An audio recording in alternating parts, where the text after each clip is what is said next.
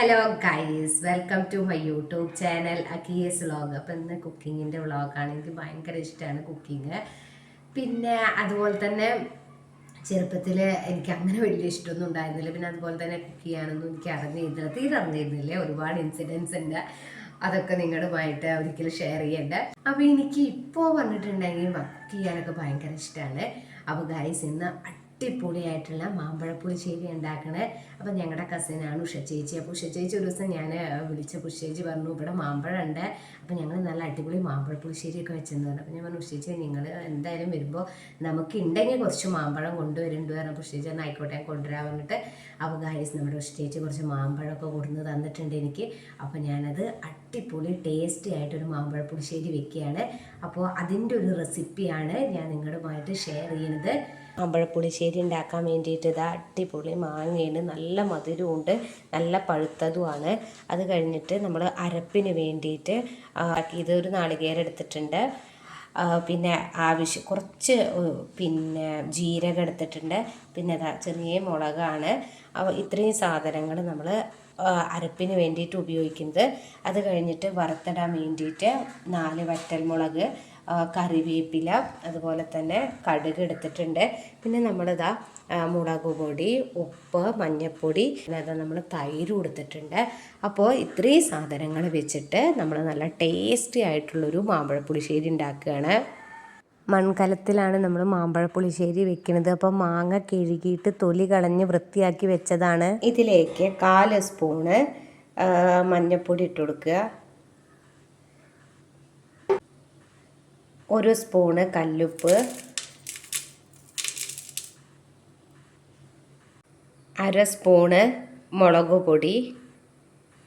ഇനി ഇത്രയും സാധനങ്ങൾ ഇപ്പോൾ നമ്മൾ 1/4 സ്പൂണ് മഞ്ഞൾപ്പൊടി, 1 സ്പൂണ് ഉപ്പ് പറഞ്ഞ ആവശ്യത്തിന് ഉപ്പ്, പിന്നെ 1/2 സ്പൂണ് മുളക് പൊടി, ഇത്രയും സാധനങ്ങൾ ഇട്ടു.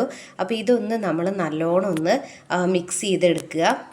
നമ്മൾ ഈ ഇട്ട മസാലയൊക്കെ ഈ മാങ്ങയിൽ നല്ലോണം പിടിക്കണം. അതിന് വേണ്ടിയിട്ട് നമ്മൾ കൈകൊണ്ട് നല്ലോണം ഈ മസാലകളൊക്കെ മിക്സ് ചെയ്തെടുക്കുക. അല്ലാണ്ടെങ്കിൽ സ്പൂണോ കയ്യിലോ ഒക്കെ വെച്ച് ചെയ്യാവുന്നതാണ്. ഞാനിവിടെ സ്പൂൺ ഉപയോഗിച്ചിട്ടാണ് അത് ചെയ്യണത്. ഞാൻ ഇത്രയും മാമ്പഴത്തിന് വേവാൻ വേണ്ടിയിട്ട് 1 ഗ്ലാസ് വെള്ളമാണ് ഉപയോഗിച്ചിട്ടുള്ളത്. നമ്മൾ മാങ്ങ എടുക്കുന്നതിനനുസരിച്ച് വെള്ളം ചേർത്ത് കൊടുക്കാം. അപ്പോൾ നമുക്ക് മാമ്പഴം വേവിപ്പിക്കും നാളികേരവും ജീരകവും മുളകൊക്കെ ഒന്ന് അരച്ചെടുക്കുക. അപ്പോൾ വെള്ളം ചേർത്ത് അരയ്ക്കരുത്. അതിന് പകരം നമ്മൾ എടുത്തിട്ടുള്ള 3/4 ഗ്ലാസ് തൈര് ചേർത്ത് നല്ലോണം അരച്ചെടുക്കുക. അപ്പോൾ അരപ്പ് ഇവിടെ റെഡി ആയിട്ടുണ്ട്. അപ്പോൾ നമ്മുടെ മാമ്പഴം നല്ലോണം തിളച്ച് വന്നിട്ടുണ്ട്. അപ്പോൾ ഇതിലേക്ക് ഇനി ആ അരപ്പ് ചേർത്ത് കൊടുക്കുക. 10 മിനിറ്റ് മതി നമുക്കിത് വേവാൻ വേണ്ടിയിട്ട്. കുക്കറിലാണ് നമ്മൾ മാമ്പഴപ്പുളിശ്ശേരി ഉണ്ടാക്കണമെങ്കിൽ 2 വിസിൽ വേണം. അപ്പോൾ കറിയിൽ നമ്മൾ അരപ്പ് ചേർക്കുകയാണ്. അപ്പോൾ നിങ്ങൾക്ക് വെള്ളം കുറവുണ്ട് കറിയിൽ തോന്നുകയാണെങ്കിൽ നമ്മൾ ഈ തേങ്ങ അരച്ച ചാറിൽ കുറച്ച് വെള്ളം ചേർത്തിട്ട് ഇതിലേക്ക് ഒഴിച്ചു കൊടുക്കാവുന്നതാണ്. അപ്പോൾ ഗൈസ് അരവൊക്കെ ചേർത്തു. അപ്പോൾ ഇത് നല്ലോണം ഒന്ന് തിളച്ച് വരട്ടെ. അങ്ങനെ ഗൈസ് നമ്മുടെ മാമ്പഴപ്പുളിശ്ശേരി ഇവിടെ റെഡി ആയിട്ടുണ്ട്. ഇനി ഇത് വറുത്തിടും കൂടി മതി. അപ്പോൾ നമുക്കിത് വാങ്ങി വെക്കാം. വാങ്ങി വെക്കുമ്പോൾ നമ്മൾ പിന്നെ വാങ്ങി വെച്ചാലും ഈ മൺപാത്രത്തിൽ ഇരുന്നിട്ട് കറി കുറച്ചും കൂടി വറ്റും. വെളിച്ചെണ്ണ ഒഴിച്ചു കൊടുക്കുക, 1 സ്പൂണ് കടുക് ഇട്ട് കൊടുക്കുക. ഞാനൊരു 1/4 സ്പൂൺ ഉലുവ ഇട്ട് കൊടുക്കുന്നുണ്ട്. ഉലുവ ഭയങ്കര ടേസ്റ്റാണ്.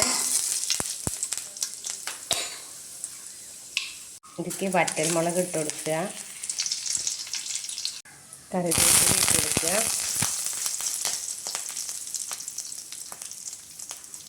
അപ്പോൾ ഗൈസ് നമ്മുടെ പഴമാങ്ങക്കൂട്ടം റെഡി ആയിട്ടുണ്ട്. അപ്പോൾ ഇതിലേക്ക് നമ്മൾ ഈ വറവും കൂടി ചേർത്ത് കൊടുക്കുക. അതിലേക്ക് വറവ് ചേർത്ത് കൊടുത്തു. അപ്പോൾ നമ്മുടെ മാമ്പഴപ്പുളിശ്ശേരി ഇവിടെ റെഡി ആയിട്ടുണ്ട്. ഞാനിങ്ങനെയാണ് മാമ്പഴപ്പുളിശ്ശേരി ഉണ്ടാക്കുന്നത്. എൻ്റെ ഒരു കുഞ്ഞ് റെസിപ്പിയാണ്. അപ്പോൾ നിങ്ങൾക്ക് ഇഷ്ടമായിട്ടുണ്ടെങ്കിൽ നിങ്ങളെല്ലാവരും ഈ റെസിപ്പി ഒന്ന് ട്രൈ ചെയ്ത് നോക്കുക, അടിപൊളിയായിരിക്കും. അതുപോലെ തന്നെ ആദ്യമായിട്ടാണ് എൻ്റെ ചാനൽ കാണുന്നവരാണെങ്കിൽ സബ്സ്ക്രൈബ് ചെയ്യുക, ഷെയർ ചെയ്യുക, സപ്പോർട്ട് ചെയ്യുക, കമൻറ്റ്സ് അയയ്ക്കുക. അപ്പോൾ നാളെ പുതിയൊരു വ്ളോഗുമായിട്ട് വീണ്ടും കാണാം. Tata, bye bye.